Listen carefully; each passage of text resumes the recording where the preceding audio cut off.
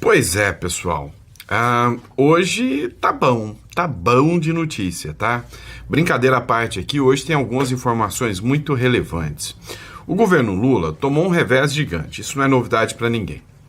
E aí agora, a metodologia dele é contra-atacar o Tarcísio de Freitas. Isso aí a gente vai explicar para vocês como que tá funcionando.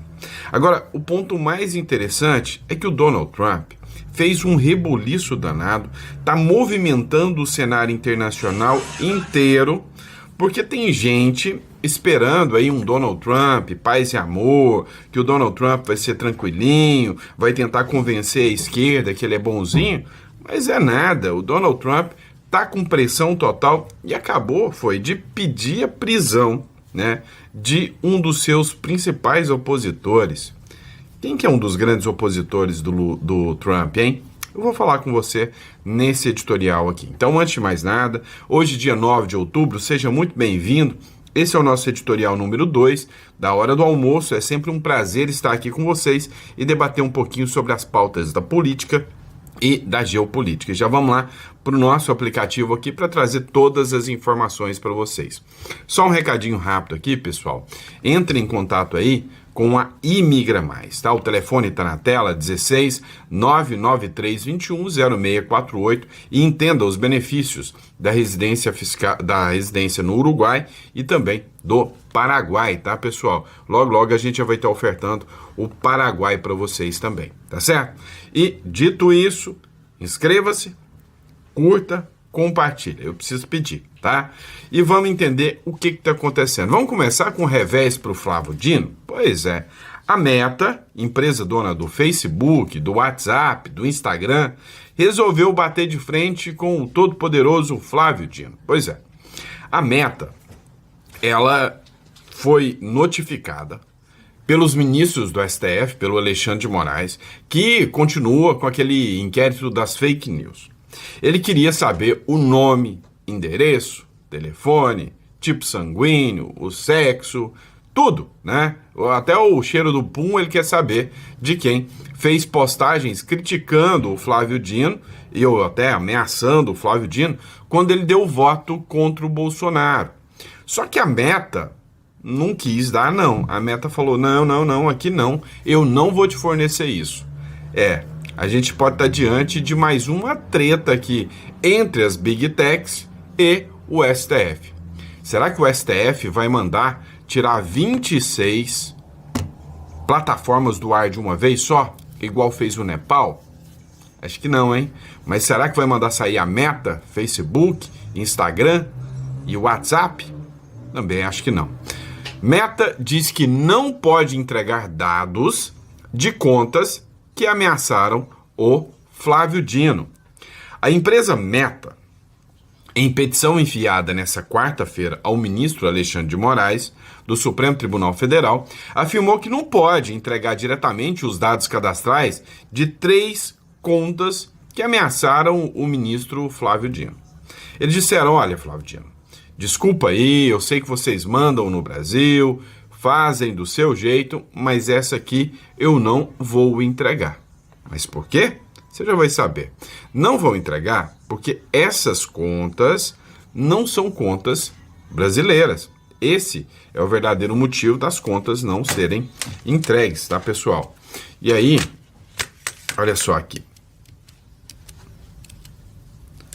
Aqui, peraí que deu uma travadinha aqui. Tá? A Big Tech alega que as 3 contas não foram da jurisdição brasileira e requereu a reconsideração da decisão de Moraes, que determinava o fornecimento direto das informações. Falou, olha, essas contas não são do Brasil, então essas aqui eu não vou entregar para vocês não. Na quinta-feira, Moraes determinou que Meta e outras redes sociais enviassem os dados cadastrais de uma série de perfis, a fim de identificar os responsáveis pelos posts ofensivos contra o Flávio Dino, né? E aí acabou que não foi entregue porque disse que essas contas eram contas de pessoas sediadas em outro país, né? Em outros países, México, Estados Unidos e uma conta da Argentina, ou seja, são cidadãos que moravam fora, que fizeram crítica ao Flávio Dino. Aqui ele fala que foi ameaça, né? A gente não sabe o teor dessas ameaças ou críticas, né? São cidadãos que fizeram ali comentários sobre o voto do Flávio Dino, seriam investigados. Entretanto, a Meta disse que não. Esses não são brasileiros ou não residem no Brasil, então você não tem jurisdição sobre isso, nós não vamos cumprir, tá? Vamos lá, pessoal. Ó, o que acontece? Esse governo é o tipo de governo que não leva desaforo para casa. É o tipo de governo que não joga dentro das 4 linhas da Constituição. Se fosse o Bolsonaro fazendo isso, meu amigo, ia estar caindo uma tempestade agora num copo d'água. Agora, quando é o governo Lula fazendo, aí é dos mais democráticos, né? Se bem que é errado, tanto se o Bolsonaro fizesse ou o Lula fizesse. Fica fazendo ameaças contra os deputados e senadores que não votaram do jeito que eles queriam. Olha só o que diz a Globo News aqui. O governo vai mapear, ou seja, vai buscar todos aqueles que votaram contra o governo. Vai tirar cargos de quem votou contra o MP e aumentou o imposto, que aumentava os impostos. E, inclusive, segundo aqui a Globo News, as emendas também estarão canceladas, ou seja, retaliação total. Estamos diante, talvez, de um início de uma guerra entre o Centrão e o governo Lula.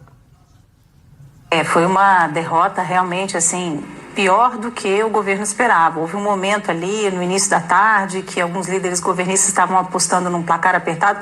Você não precisa de muita coisa para aprovar uma medida provisória, né? É maioria simples, ou seja, metade dos presentes mais um. Então, alguns falavam, vai passar, mas vai passar apertado.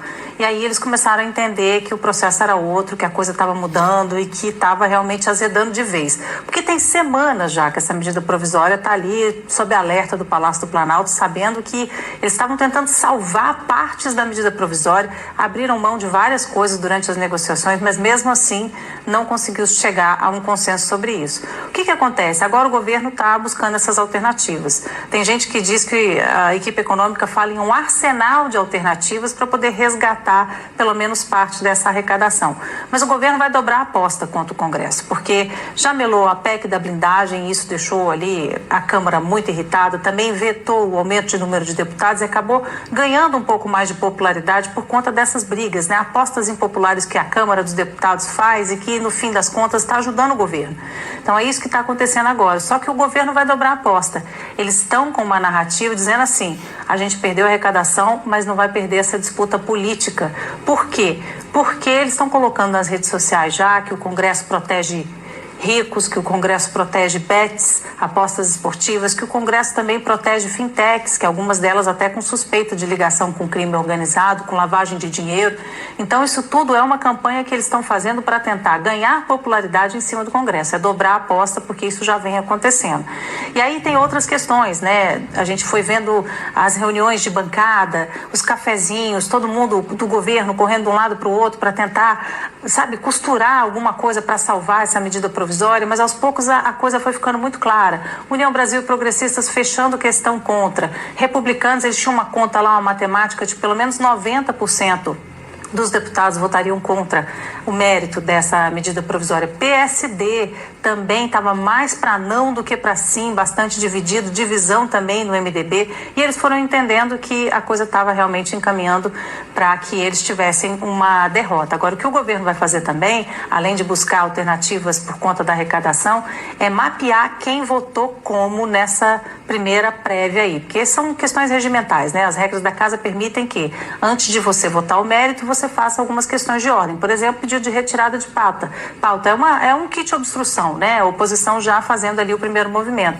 Só que você tem claramente ali quem votou sim pela retirada de pauta e quem votou não. O que o governo vai fazer? Já usar esse mapeamento para entender quem está com o governo e quem não está e tirar cargos de quem votou pela retirada de pauta. Olha só, a Globo fazendo uma análise direitinho do negócio, hein? Essa aqui foi boa, porque ela explicou certinho. Olha, o governo, ele perdeu. A PEC é de aumento de impostos. Ela era uma alternativa ao IOF. O governo ganhou o IOF no tapetão no STF. E depois colocou essa alternativa para arrecadar aí mais de 17 bilhões de reais. Tá certo, não conseguiu. Agora ele vai fazer de todas as alternativas para poder recuperar e para esfolar o coitado do povo brasileiro. Porém, sem jamais perder a narrativa. Ou seja, eles falam aquela mentirinha básica, né? Dizendo que não é verdade que nós só queríamos aumentar mais impostos, a gente queria pegar os ricos e você pobrinho aí, que está pagando muitos impostos aí, é por culpa dos ricos e não por culpa do governo. Ou seja, é um governo que vive de narrativa, né? Sem sombra de dúvidas, é o governo da narrativa. Vamos falar sobre o Trump? Isso aqui é interessante, né? O Emmanuel Rincon acabou de publicar agora. Fracassou no Senado a resolução dos democratas para deter os ataques do presidente Donald Trump contra Nicolás Maduro e o seu cartel de drogas. É isso aí, meu amigo. Os democratas, a galerinha da Left People, esquerda americana, queria que o Donald Trump não fosse contra os cartéis de droga. Por que a galera da esquerda tem essa pilha com droga, hein? Não consigo entender, né? Ou seja, todo mundo sabe que o ditador Nicolás Maduro é um narcotraficante. Todo mundo sabe que ele é radical, né? E a pauta dele é justamente essa aí, né? Do crime organizado. Todo mundo sabe disso. Agora, os democratas queriam travar o Donald Trump, né? De ir lá e dar um pé na bunda do Maduro. Só que perderam. Porque até gente dos democratas, ou seja, até gente da esquerda falou, não, o Maduro não dá para descer, isso aí é conversa fiada, é mentira. Então, negaram aí, né, qualquer possibilidade de barrar o Donald Trump, e o Donald Trump tem carta branca para pegar o Maduro. Agora, essa aqui deixou a galerinha da Left People, a esquerda brasileira e mundial inteira chorosa, todo mundo de chororô. Pois é, porque o Donald Trump conseguiu a paz e aí a galera ficou bravinha? Sim, pois é, vocês lembram do grupo terrorista Hamas, né? Que a galerinha da Left People adora, né? Pois é, o Netanyahu celebrou o acordo com Hamas e diz ser uma vitória moral de Israel. E sim, o Donald Trump conseguiu. Não precisou nem de um bar e de uma cervejinha para resolver o problema entre Hamas e Israel. O primeiro-ministro de Israel, Benjamin Netanyahu, utilizou as redes sociais nessa quarta-feira para comemorar o anúncio de um acordo de paz com o grupo terrorista Hamas, mediado pelos Estados Unidos. Segundo o líder israelense, o tratado representa uma vitória nacional e moral para o país. O acordo foi anunciado pelo presidente dos Estados Unidos, Donald Trump, e confirmado por mediadores do cessar-fogo. Conforme previsto, todos os reféns mantidos pelos Hamas nos últimos 2 anos devem ser liberados e as tropas israelenses na faixa de Gaza devem recuar, ou seja, chegaram, enfim, a um acordo de paz, né? E aí a galera da Left People tá toda, né, pistola, porque acabou o discursinho do Hamas, salvem o Estado palestino, Free Palestine. Pois é, aquela bando de gente desocupada que não tem o que fazer, que tá preocupada lá com Gaza e não vê o povo brasileiro sendo morto, né?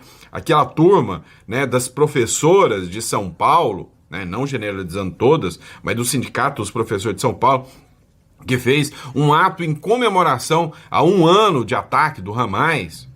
Meu amigo, é esse nível dessa turma. Aí você vem me falar que não tem pauta ideológica desses professores que ficam lá com seus filhos. Tá de brincadeira, né? Tá de sacanagem, é tudo ideológico. Sim, tá tudo ideológico, sim. E aí veio o Donald Trump, jogou uma pá de cal e fez aquilo que a esquerda não quer. Paz, né? Vamos lá. Aí o Donald Trump também chega aqui e manda outra dessa, né? O Donald Trump dá bons capítulos para nossa novela aqui, pode ter certeza. O Donald Trump pediu a prisão do prefeito de Chicago e do governador de Illinois e prepara já as tropas para mandar para os estados. Você tá ligado que o Donald Trump tá fazendo uma série de incursões com os soldados federais, ou seja, intervenções federais em vários estados, principalmente os estados governados pela Left People, em que a criminalidade está muito grande, em que os imigrantes ilegais estão lá, inclusive, confrontando o ICE, e o Donald Trump está mandando para cima. E aí, cara, eu sou totalmente contra a imigração ilegal. Você que é imigrante ilegal, você tem que saber que você está errado, tá? Ah, mas eu sou um cara que segue as regras certinho. Você segue as regras certinho? O primeiro passo é fazer o pedido ao Estado, conseguir a autorização de imigração. Depois da imigração, conseguir os dados, a autorização do país, aí você vai para o país. Se você tá legal, tá tudo certo, eu trabalho com isso. Tá tudo certo. Agora, o imigrante ilegal não tem controle. Saiu um dado, né, e eu não sei se isso é real ou não, que 1/3 hoje da população americana é descendente, né, ou é diretamente latinos. E isso eu estou falando de legais e ilegais. Agora, como é que o Estado vai ter um controle disso? E aí, o que surpreendeu aqui é que o Donald Trump está começando a ir atrás, né, justamente de quem deixa, né, os ataques ao ICE acontecer, que é o caso do prefeito, né, de Chicago e o governador de Illinois. O presidente dos Estados Unidos, Donald Trump, pediu a prisão do prefeito de Chicago e do governador de Illinois, ambos democratas, left people, esquerdinha, tá? Enquanto seu governo se prepara para enviar tropas militares para as ruas da terceira maior cidade dos Estados Unidos. Na sua plataforma de mídia social, Trump acusou o prefeito de Chicago, que é o Brandon Johnson, e o governador de Illinois, que é o D.B. Pritzker, de não protegerem os agentes de imigração que atuam em Chicago. Inclusive, teve um episódio, né, que abriram fogo contra os agentes do ICE, que é, né, a polícia de imigração dos Estados Unidos. E aí, o que o Donald Trump está acusando é que deliberadamente nem o Estado e nem a cidade, né, colocaram a sua segurança, né, os guardas, a segurança, a favor dos membros do ICE e deixaram os membros do ICE, né, serem afetados aí, né, atingidos por grupos esquerdistas, né, por grupos esquerdistas. Abre aspas. O prefeito de Chicago deveria estar na cadeia por não proteger os oficiais da ICE. O governador Pritzker também, escreveu Trump, referindo-se à equipe do Departamento de Imigração e Alfândega, o ICE, na sigla em inglês, dos Estados Unidos. Pois é, meu irmão. Agora o Donald Trump, ele já entendeu a regra do jogo e o negócio é o seguinte, ele tá de saco cheio desse papinho de fingir as regras do jogo junto com os democratas. A gente viu alguns presidentes que fizeram isso, um hoje está na cadeia, vocês sabem de quem eu tô falando, o outro tá lá na Argentina fazendo a mesma coisa. Aí não, eu vou tentar aqui, ó, eu tenho que dialogar com os democratas. Não, quanto os democratas entram, eles não dialogam com os republicanos, não. Quando a esquerda entra, ela tá pouco se lixando para a direita. Pelo contrário, ela persegue, ela caça, ela manda para cadeia por manifestações, por falas, ela torna inelegível. O Donald Trump tem que aprender, né? O Donald Trump está aprendendo a jogar a regra do jogo e o Milley não está jogando essa regra e está tomando na tarraqueta. Vamos ser sinceros aqui, né? Vamos lá. Ainda falando sobre o acordo de paz, Trump anuncia que Hamas e Israel assinaram planos para a faixa de Gaza, ou seja, chegou a paz que a esquerda não queria. O presidente dos Estados Unidos, Donald Trump, anunciou nesta quarta-feira que Israel e o Hamas aprovaram a primeira fase de um novo plano de paz. Segundo ele, o acordo prevê a libertação de reféns e a retirada de tropas israelenses. Nas redes, ele comentou, abre aspas, este é um grande dia para o mundo árabe e muçulmano, para Israel e para os Estados Unidos da América, fecha aspas. Trump também agradeceu aos mediadores internacionais, Catar, Egito e Turquia, por ajudarem a viabilizar o que chamou de evento histórico e sem precedentes. A iniciativa seria parte de um esforço para uma paz duradoura e permanente, segundo o ex-presidente. Mais cedo, Trump deixou uma reunião ao ser alertado pelo secretário de Estado, Marco Rubio, de que um acordo estava muito perto de ser concretizado no Oriente Médio. Okay.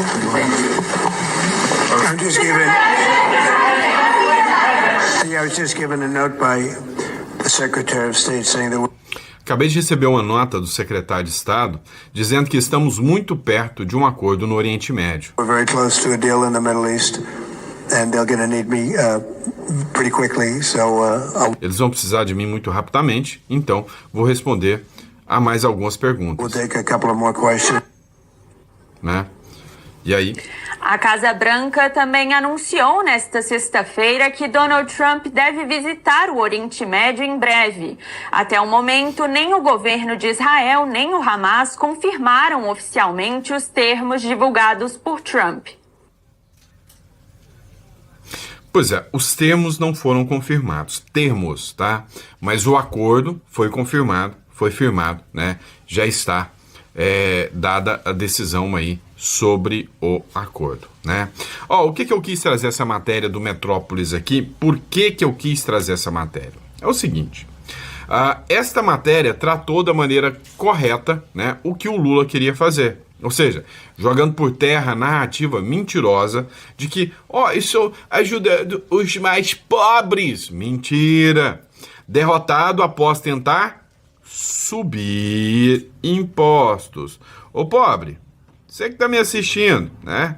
Vem cá, impostos te ajudam em alguma coisa? Você que é mais pobre? Você vai ter que pagar isso. Na ponta, vai chegar em você. É óbvio, né? É óbvio que vai chegar em você. Vai ajudar se o preço das coisas subirem? Se a inflação subir? Então, cá entre nós, o que eles queriam? Aumentar impostos. Aprenda. Ó, matéria do Metrópolis aqui, ó. Em derrota para o governo, o presidente Luiz Inácio Lula da Silva, a Câmara dos Deputados adiou a votação da medida provisória 1303, que previu aumentar a arrecadação de tributos e substituía a alta do imposto sobre operações financeiras. Não era uma substituição, porque a alta aconteceu, né? Era um acréscimo a isso. Só que o governo Lula, ele tem os seus tentáculos, tem seu modo de operar, né? E aí, depois da derrota do governo, o Zanin, que foi o cara indicado pelo Lula, que era advogado do Lula, que hoje é ministro do Supremo, vai pautar a desoneração da folha de pagamento para julgamento no plenário do STF, ou seja, para arrancar mais dinheiro do brasileiro na base do tapetão. Joga o Congresso Nacional, joga a Câmara dos Deputados, o Senado no lixo. Porque o Senado optou em não dar, né, a desoneração não tirar a desoneração da folha para beneficiar o governo, né? O Estado, o Congresso votou para manter. Aí, mesmo com o Congresso votando, vai para o STF vai jogar por terra o que o Congresso escolheu só para colocar mais dinheiro para a Janja poder fazer seus passeios, né? Afinal, para que serve o Congresso Nacional? Se o governo impõe sua vontade através do STF. Alguém ainda tem dúvidas sobre o resultado desta votação? Alguém aí ainda duvida sobre o que está acontecendo? Né? O grande ponto é esse. O líder do PL, né, disse que foi o Tarcísio, um grande herói. Só que é o seguinte, o Tarcísio, olha só como a mídia ela é inescrupulosa. O Lula está fazendo a seguinte narrativa, está dizendo que o governo está tentando cobrar mais impostos para saúde e educação, né? Mas não quer cortar ministério, não quer cortar benefício de deputado e senador, não quer cortar na carne nada dos gastos das viagens da Janja, da viagem do Lula, não quer cortar. Não quer tirar nada disso. Ele não quer cortar gastos. Ele está falando que a única forma de manter educação, saúde e tudo mais é com aumento de impostos. O Tarcísio de Freitas foi um dos que foi citado como articulador para que a SMP caísse, ou seja, o Lula fez acordo com o Centrão, articulou com o Centrão no fio do bigode, né? Ou seja, não, companheiro, você vota aqui, aumenta os impostos, vai sobrar mais dinheiro, eu jogo emenda para vocês. O Tarcísio chegou e falou, olha, esse governo Lula é barco furado, não vote isso aí não, vamos minar o governo Lula, porque o governo Lula não vai parar de gastar. E pode ser que nós, do Centrão, ganhemos a eleição em 2026. E aí, se a gente ganhar, a gente vai pegar um país destruído. Tá na hora da gente começar a brecar o governo Lula, travar o dinheiro dele, pra gente poder tentar entrar aqui, porque o Bolsonaro vai ter que ceder e vai ter que apoiar algum candidato do Centrão. É inevitável. E aí, né, o Tarcísio disse que não foi ele o responsável por essa articulação. Veio a Folha de São Paulo e disse que o Tarcísio mentiu. Não, o Tarcísio não mentiu. O Tarcísio atuou, mas ele não foi o único responsável. E aí vem aqui, ó, líder do PL desmente Tarcísio e diz que ele ajudou a derrubar os impostos, a MP dos impostos. Se fez. Ô, Tarcísio, ganhou meu apoio, ganhou, né, minha graça aqui se você ajudou, né, depois da cagada que você fez em ajudar a aprovar, né, a reforma tributária, que foi um câncer na vida do brasileiro. Agora reduziu aí os impostos, já meio que se redimiu, né? Mas dá uma olhada, pessoal. Eu quero agradecer alguns governadores que trabalharam muito esta noite. Alguns. Governador Tarcísio do estado de São Paulo, que inclusive já foi atacado na outra tribuna, porque começam a se preocupar com o Tarcísio. É o principal estado do país, um estado que ele vem enfrentando o crime organizado como poucos governadores. E, governador Tarcísio, receba do alto da tribuna da Câmara dos nossos deputados o nosso reconhecimento, a nossa gratidão por todo o seu empenho. Você tem sido um gigante no diálogo com os presidentes de partidos de centro, para que a gente possa fazer essa coalizão em prol do Brasil, contra aumento de impostos, contra um Brasil inchado, uma máquina pública que não há dinheiro que aguente para bancar a mamata de tanta esquerdalha mamando nas tetas do governo. E é isso que nós vamos continuar lutando aqui. É por um Brasil com menos impostos. Pois é, eu defendo um Brasil com menos impostos, né? Quem sabe, se tiver um Brasil com menos impostos, dá para voltar a viver no Brasil tranquilamente, né? Porque o Brasil literalmente tenso, né? Mas vamos lá. Eles não param, né? Ele não para, ele só pensa naquilo, né? Em aumento de imposto. O governo estuda novo aumento de IOF. Meu irmão, você está pensando, né, em dolarizar? Você tem medo do real ficar capenga, cair? Pois é, tem que agir rápido. Tem que agir rápido, porque o governo quer aumentar mais imposto, né? O Haddad ama um imposto, né? E aí o governo estuda um novo aumento de IOF. Vai ficar mais caro você transferir o seu dinheiro para dólar. E é justamente isso que eles querem.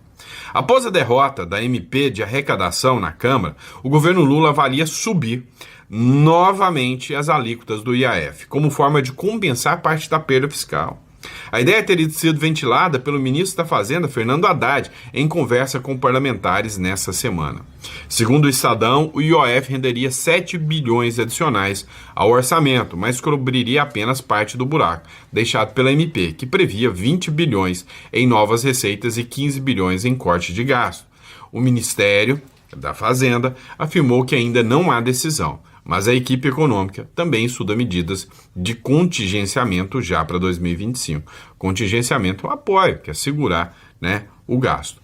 E aí, né, o Lula está falando, né, que ele está buscando taxar os ricos para defender os mais pobres. É o Robin Hood, né, o Robin Hood Tupiniquim, né? Ele quer taxar os ricos para fingir que ajuda os pobres, mas só está ajudando o próprio Estado, o próprio governo. Agora, ele vai mirar o auxílio emergencial. Mas nessa aqui, vocês me desculpem, eu até concordo com o Lula, tá? Eu até concordo com o Lula.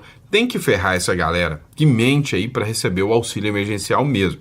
Na verdade, tem que fazer um pente fino, né? E tirar a maioria dos auxílios emergenciais, porque tem gente que não quer ir trabalhar porque recebe essa porcaria desse auxílio emergencial, né? Desse auxílio, desse Bolsa Família aí. Dá uma olhada só, né? O que disse aqui a matéria da Record. E agora um alerta. O governo anuncia que vai cobrar a devolução de 478 milhões de reais de auxílio emergencial pagos a 177 mil beneficiários que tinham trabalho formal durante a pandemia ou renda acima do permitido pelo programa.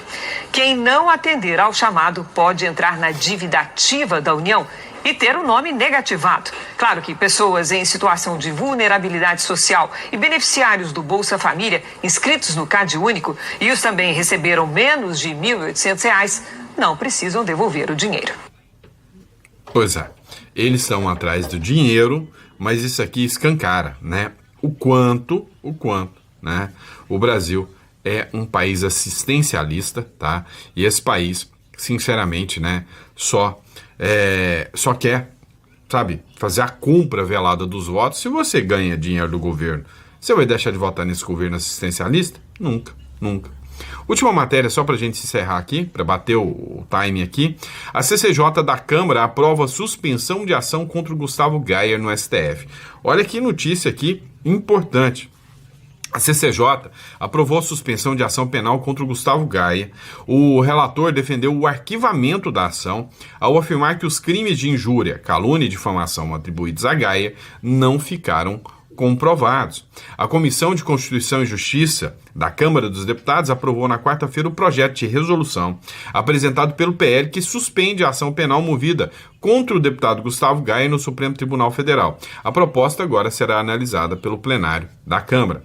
O relator da matéria, que é o Zé Haroldo Catedral, do PSD de Roraima, defendeu o arquivamento da ação ao afirmar que os crimes de injúria, calúnia e difamação atribuídos a Gayer não ficaram comprovados. Segundo ele, as declarações do parlamentar estão protegidas pela imunidade parlamentar. Quanto tempo a gente não vê essa imunidade sendo aplicada, né? A gente viu ontem contra o Eduardo Bolsonaro e agora contra o Gayer, né? A imunidade parlamentar que garante liberdade de expressão aos membros do Congresso Nacional. Pessoal, e aí, né, vitória do Gayer aqui. A gente vai falar no próximo bloco, não vai dar tempo da gente falar nesse editorial aqui sobre o Adélio Bispo, né, que é a matéria que a gente vai tratar aqui. Mas no próximo bloco a gente vai tratar sobre isso aqui. Recadinho rápido, pessoal. Você tá vendo a loucura que se tornou o Brasil.